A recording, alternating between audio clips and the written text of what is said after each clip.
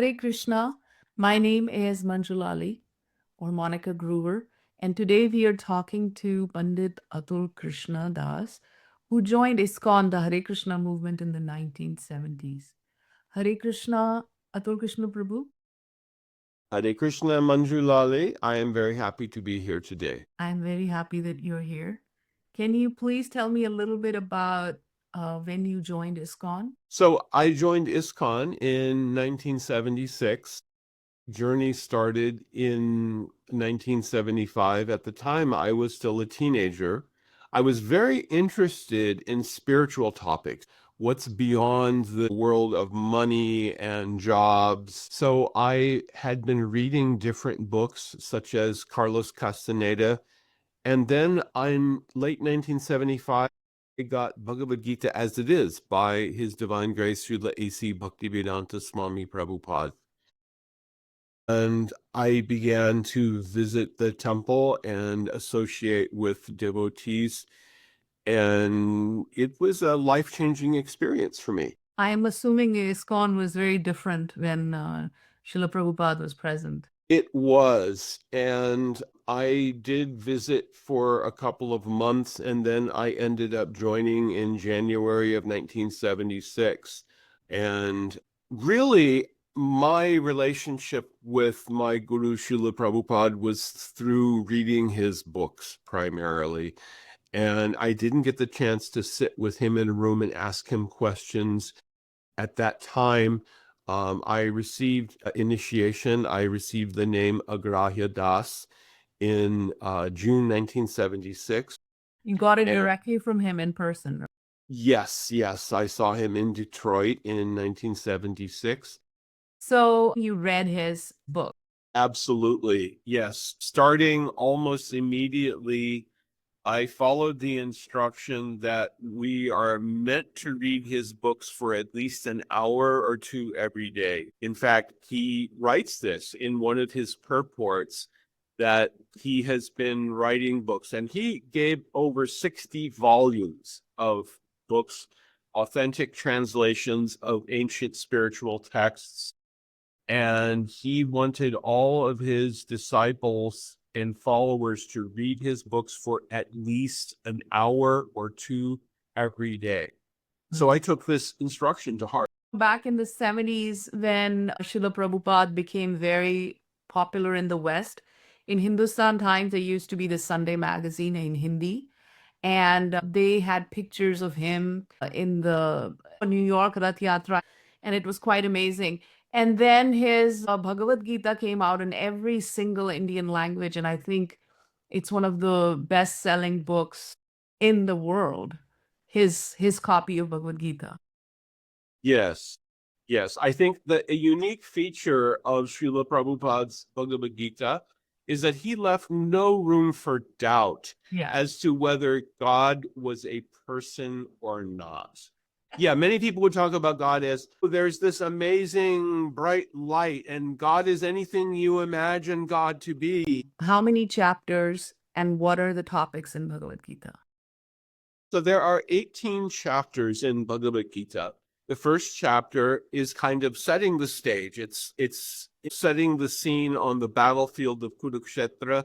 And what's the story? It's within the context of the Mahabharat. So the first chapter relates more to the context of Mahabharat and Arjun's quandary. He was conflicted because he was put in the position of having to fight with his relatives, with his cousins, the Kauravas. So basically, there was this great battle, and there were millions of people on either side, and this battle was fought over 5,000 to 6,000 years ago in a place called Kurukshetra in India, and so many millions and millions of people died in this battle.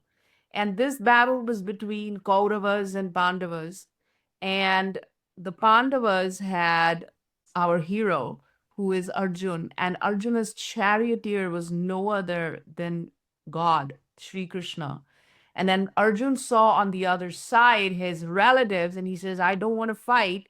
Then Krishna started talking to him, and everything that Krishna said is Bhagavad Gita, is the song of God. It was all orchestrated to get Arjun to get up and fight and do his duty, right? Yes. Kauravas were representing adharma or irreligion.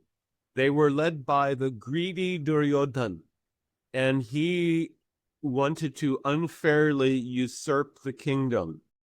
Now, the Pandavas were actually saintly devotees of Krishna, and they were ready to say, okay, we are ready to just accept.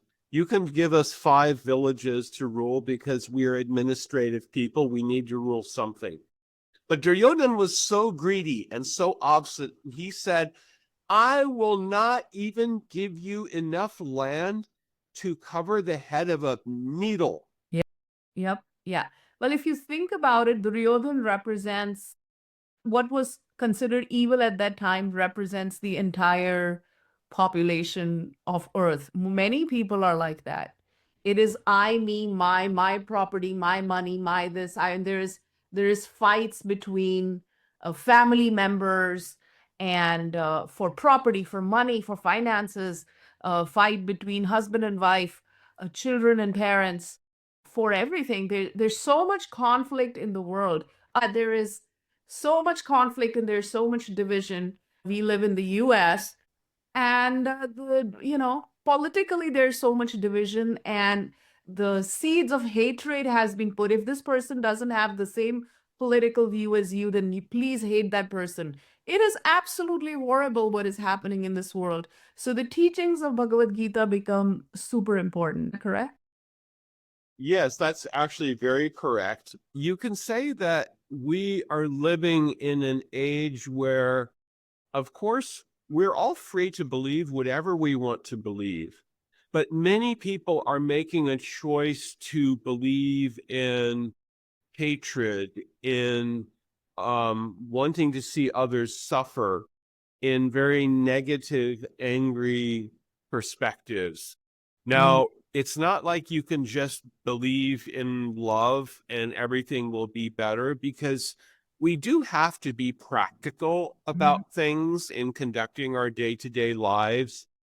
But that person who chooses not to live with love and affection is going to be unhappy themselves, much less that they make others unhappy by their own hateful actions. What if you were to tell a layman what is Bhagavad Gita about? What would you say? Well, Bhagavad Gita literally means the song of God, and it is spoken by Sri Krishna on the battlefield of Kurukshetra to his dear friend Arjun. Right. So the first chapter sets this stage. Let's start from the very first verse of Bhagavad Gita. Well, the very first verse of Bhagavad Gita, Dharma Kshetre Kurukshetre Samaveta Yugutsavaha Mamaka Andavaschaiva Himakurvata Sanjaya. King Dhritarashtra, who is the father of Duryodhana, is asking his secretary, Sanjaya, "Oh, Sanjaya, on the holy place called Kurukshetra, which was established by Maharaj Kuru in ancient times, my sons and the sons of Pandu met for battle. What did they do there?" So just to give a background, Sanjaya was a disciple of Vedavyas. He had some superpowers. Thousands of years ago, he could see things that were happening far away in live stream, like we live stream. However, he was also able to see when Krishna was giving this knowledge to Bhagavad Gita, and he was also able to see the Vishwaroop, the universal form of Sri Krishna that he showed to Arjuna, and he was able to describe it to the king Dhritarashtra. That's correct. He was able to see everything and hear everything that was going on. And it was kind of like a mystic television without without needing to have someone holding a camera there. Right. So he was able to see everything at a distance and tell Dhritarashtra, because King Dhritarashtra was born blind. He was also the brother of Pandu, who was the father of the Pandavas, the 5 Pandavas, Yudhishthir, Bhim, Arjun, Nakula, and Sahadev. Right. When Dhritarashtra asks Sanjaya, what is happening in the battlefield of Kurukshetra? What description does he give? Well, first he explains how Duryodhan is asking his commander Drona. He is saying, "Oh, look, I see how your disciple Drishtadyumna, who was the commander of the Pandava side, how well he has arranged the army." So he was starting out by trying to lay a guilt trip on Drona and say, "Look, this is the person you have taught, and he has set these others up. Right. And now tell me how we are going to defeat them." Because Duryodhan was only interested in one thing. He wanted to win and beat the other side and enjoy the kingdom. Right. This is what's called an asuric mentality, Right. demonic mentality.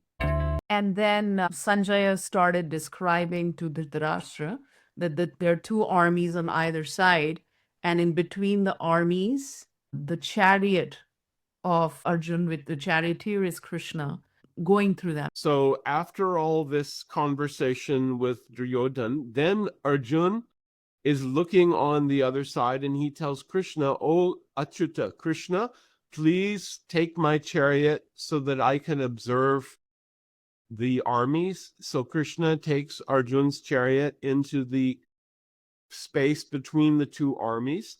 And now Arjun begins to look and see who is fighting on the other side. And this was no ordinary chariot. No, this chariot was given by Agni Dev to Arjun, and it was drawn by 5 horses given by Varun Dev. So it was a very special chariot. Agni Dev, the deity, predominating deity of fire, had given this chariot, which was completely amazing. And the 5 beautiful white horses were given by the predominating deity of water, Varuna Dev, and they are never supposed to get tired. Yes. And then the flag of the chariot had Sri Hanuman on it. So the entire strength of Hanuman resided in that chariot. That's correct. Yes, Hanuman, the monkey servant of Sri Ram, resided on the banner of Arjun. Banner. Of course, the charioteer was the supreme personality of Godhead, Sri Krishna himself. And then there is Arjun. And then what happens?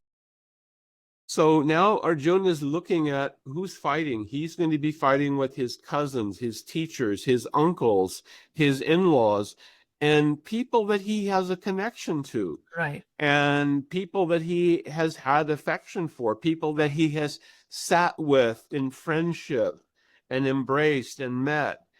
And he is thinking, I have to kill all these people now, and this is a horrible thing. And he tells Krishna, he says, this is a bad thing. I don't want to do this. This is not worth winning. It would be better to leave the battlefield and go live in the forest for the rest of my life than to have to slay all of these persons for whom I have respect and love and affection. So after years and years of planning this battle, where every kingdom in the entire country of Bharatavarsha, of India, has come together for this battle against Pandavas and Kauravas. I mean, practically every kingdom is there. And as it's about to start, Arjun chickens out. That's what's happening. Definitely he didn't chicken out. Arjun wasn't afraid of anything. He was a Kshatriya. He was willing to lay his life down for any purpose that was in according to dharma, what is proper and correct. But he didn't want to do this because he felt this will be a greater wrong. It will be a catastrophe. He gave a lot of arguments to Krishna also. Why? Because war always causes disruption. It causes so many problems in society. And he gave very logical arguments to Krishna. Right. So now let's move on to the next chapter. And this is when Krishna starts speaking the Bhagavad Gita to him. And one of the first arguments that Arjun had given Krishna that I don't want to fight is because I don't want to kill people in a war, even though he's a soldier, especially these people are his relatives. Then Krishna says, but they're really not your relatives. They are spirit soul, and their death has already been arranged. You're simply the medium. So then Krishna goes on and talks about Atma or soul. Right. The second chapter begins with the topic where Krishna is now addressing Arjun's doubts, and he is explaining Atma Tattva. So Bhagavad Gita literally means the song of God, and it helps us to understand one very big question, which is, who am I? Right. And another big question, which is, why do I suffer in this world? And a third big question, which is, how can I find happiness within this world? So let's take these questions one by one. First is, who am I? Who are we? So Krishna gives a very convincing argument to explain the presence of the soul. There was never a time, Krishna says to Arjuna, when I did not exist, nor was there ever a time when you did not exist, nor was there ever a time that all the kings present on this battlefield did not exist, nor in the future shall any of us cease to be. Krishna has told Arjuna, you have always existed, you meaning the Atma. You will always exist. There is no time when you will stop existing. It is only the body that dies. And then he says, in this life, our Atma within the body has gone from our childhood to our youth to middle age and to old age. And then finally, the body will die and the Atma will go on to a different body. And someone who is self-realized will not lament for the living or for the dead. When someone has died, that person has not died. Their body has died. The Atma will go on to a different body. But we are identifying with the body. And that is kind of the essence of the second chapter of Bhagavad Gita. Tell me a little bit about the nature of the spirit. Krishna tells Arjuna, the Atma cannot be cut into pieces. It cannot be burnt. It cannot be moistened by water. It cannot be dried out by the wind. The Atma is basically a tiny spark, and it has been given in Upanishads, such as in Shvetashvatar Upanishad, Keshagra Shatabhagasya Shatadha Kalpitasya cha. Basically, the dimension of the Atma is approximately 50 angstroms. It is very minute, but it is non-material. That means you can't see the Atma in an electron microscope or any other type of scientific physical instrument. The God particle. Yeah, you can only perceive the presence of the Atma by the symptoms of life. If you see a living body, right, the Atma is present.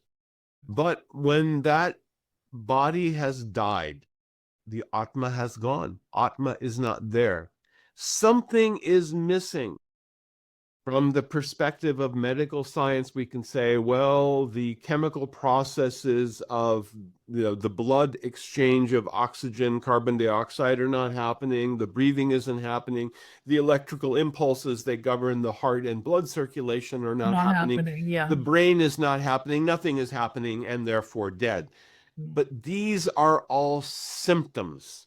But the core problem is that the Atma is not present. Marilyn Monroe, she was considered a very beautiful woman, and people had posters of her on the wall. And I don't think Gen Z knows who Marilyn Monroe is. No, probably not. But I'm just giving one example. Yeah. And even when I was young, it was kind of an old story how she died in a car accident. Right. Or she died from a drug overdose or something like that. But the point is, If you had a picture of that same person as a corpse, as a dead body, most people are not going to find that attractive. And what is the difference? The body is the same, the skin, the hair, the fingernails, the even the clothes might be there. There's no pran, there is no life. And you can dress up a corpse, and that's a kind of the profession for undertakers, right? Usually the body is destroyed by cremation, and it has to be done within a certain time. Talked about embalming, how when somebody dies in the West, they will embalm the body. They will take all the blood out, they will put some other fluid in, they'll put makeup, and it's called embalming. And when you embalm the body, it actually, you're hindering the Atma or the soul that is hanging around. You destroy the body, the spirit wants to move on. That's right. Yes. It makes it easier. They'll dress up the corpse and do makeup and everything so that there's even it looks like there's kind of a warm glow to the skin. You know it's an illusion. People will go up to look at the dead body in the coffin and they know it's an illusion, but they feel like, okay, yes, this is what my loved one looked like, and now I can say goodbye to them. Right. And for that, you've paid a lot of money, basically. But that's basically it's a dead body. The Atma is not there.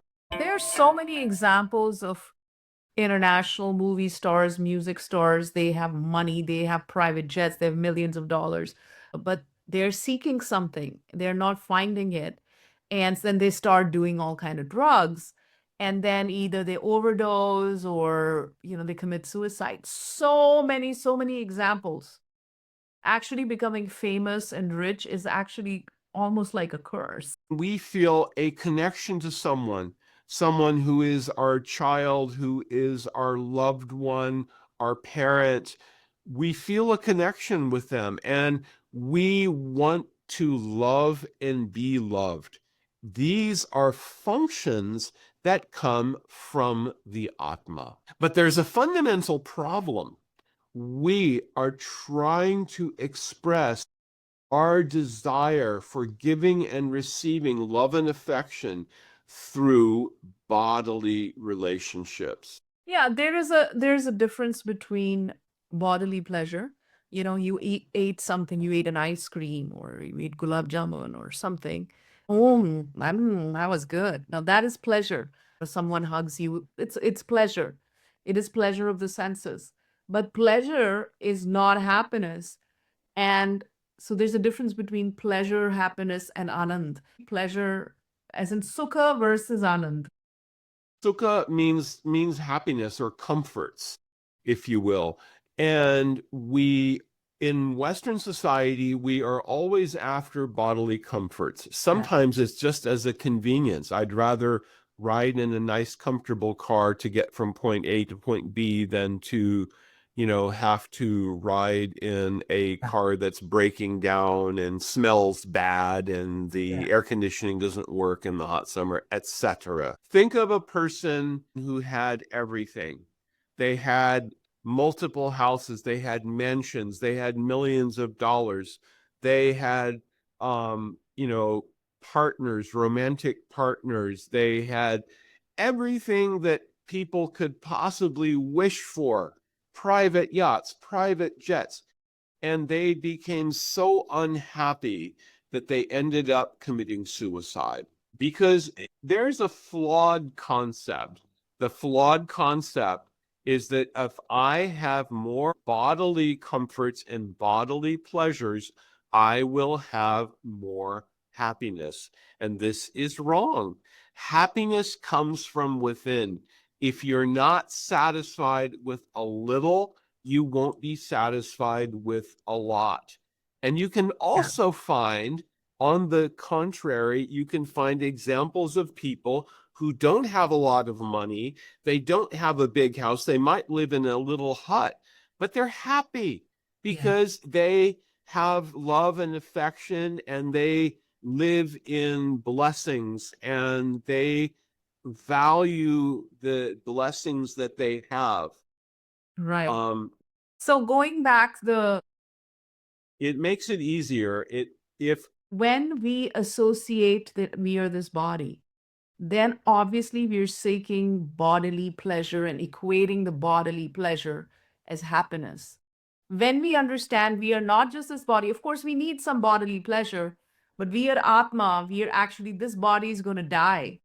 But my Atma, my soul is immortal, basically. But what we carry with the soul, and this is something that Krishna explains just a little bit later in Bhagavad Gita, there is a subtle body. And the subtle body is made of ahankar or ego, our core identification that connects the non material Atma to this worldly existence. And mind, which is where we do our thinking, feeling, willing, desiring, wishing, dreaming, believing, and the intelligence, the part of us that works together with the mind to weigh things, to remember, to evaluate, to judge, and so forth. And this subtle body stays wrapped around the Atma. And this is the layer where we reflect the original pure desires of the Atma into things that are connected with this world. Right. Everyone who is born must die, and everyone who has died must be born again. Again, this is from Bhagavad Gita. Mhm. Atma is this tiny spark of divine energy, which we are inside, but it's wrapped up in these layers, which you're calling the subtle body, or in Sanskrit, it's Sukshma Sharira, right? And Mhm. sometimes when the body has died, we see ghosts. And me being a psychic, I am kind of privy to a lot of these ghostly beings, though, I've trained myself not to see them, but I definitely feel them. It's very hard when you're psychic and medium. Being a medium, I'm telling you, ghosts, they're all around, especially in the US. They're everywhere, left, right, center, up. So if we are supposed to leave our body and move on, and basically ghosts are simply the sukshma shari, or the subtle body is still present, but the physical body has died and they're just hanging around. Why? Well, so in Vedic society, there are things that are done to help the Atma to move on. Yes. Moving on is actually very important. But people in the West don't understand Atma Tattva, Like and they, antim sanskar. yes, Antim Sanskar means the final rites that are done. Usually the body is destroyed by cremation, and it has to be done within a certain time. Also, when they, you talked about embalming, how when somebody dies in the West, they will embalm the body. They will take all the blood out, they will put some other fluid in, they'll put makeup, and it's called embalming, almost like Yes. an animal. So it looks right. And when you embalm the body, it actually, you're hindering the, um, Atma, or the soul that is hanging around, maybe, the ghost of the, to move on. So once Yes. you destroy the body, it wants to move on. That's right. Sometimes, if death comes very suddenly, unexpectedly, then the Atma, the Sukshma Sharir, the Atma is very bewildered and confused. And I don't know, what is that me there? There are many stories of people with near-death experiences, and they report, I rose above the table and I saw my body lying there in the operating table, and I saw doctors working on trying to restart my heart. That was a story of the Sukshma Sharir becoming detached and starting to drift away. And then they come back and they are able to tell this story. Yeah, no, that happened with me also. Not the near death, but in one of my meditation, more than once actually. Yeah, because sometimes you're in the yogic meditation, your sukshma shari is actually leaving. And also when we are dreaming, sometimes we are dreaming and our subtle body is moving outside and coming back. Is there any truth to that?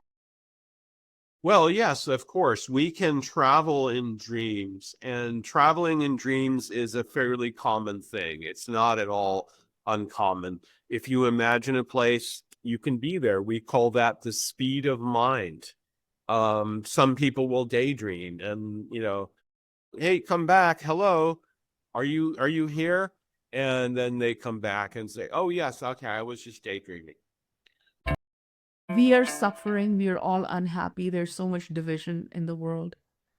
But at the end of the day, we all want to be happy. But the pursuit of happiness is not something from, we are not going to get happiness from social media, from phone, by putting makeup, by looking good, by having a car. We are going to get happiness by first understanding we are an Atma, and this pursuit of happiness is an inward journey. That's right. Yes. And we are not going to get our happiness externally. Happiness has to come from within. And specifically, it is from that which is in connection with the Atma. That's which is the soul within the body. So when we are doing things out of selfless love and affection, those are more satisfying things. A parent who is nurturing a child and giving love and affection to the child very selflessly, they're getting satisfaction from this. It's not a bodily pleasure, even though it has a connection to the body, but people also give affection to their adoptive children. They give love and affection, and love and affection gives us some happiness. But in Bhagavad Gita, when we look at the Atma and we say, what is the nature of the Atma? Is there a relationship with the Atma and a greater Atma? And that is where we come into discussing Bhakti Yoga. Bhakti Yoga is the science of connecting the Atma with the Supreme Atma, Bhagavan Shri Krishna. And what is one simple way to start Bhakti Yoga? Well, Bhakti means that I recognize, first of all, that I, meaning the Atma, am different from the body, and that I, the Atma, have an eternal relationship with the supreme spiritual personality, with Sri Krishna. And when I do things to please Krishna, that I will actually experience happiness. So By service. by service, beginning with the tongue, Sevon mukhe hi jivhadao swayam eva spuratiyadaha. We can chant names of Krishna. We can offer our food to Krishna. And we can also go to temples of Krishna as well. So chanting, Shravanam, Kirtanam, Smaranam, Vishnupad Sevanam. Yes, hearing about Krishna's activities in scriptures like Srimad Bhagavatam, speaking about Krishna's activities by reading Srimad Bhagavatam and other scriptures. Reading Bhagavad Gita. Yes, Bhagavad Gita, which is What we are doing right now, talking about Bhagavad Gita, is also an activity that will make the soul, the spirit, happy. Yes, that's correct.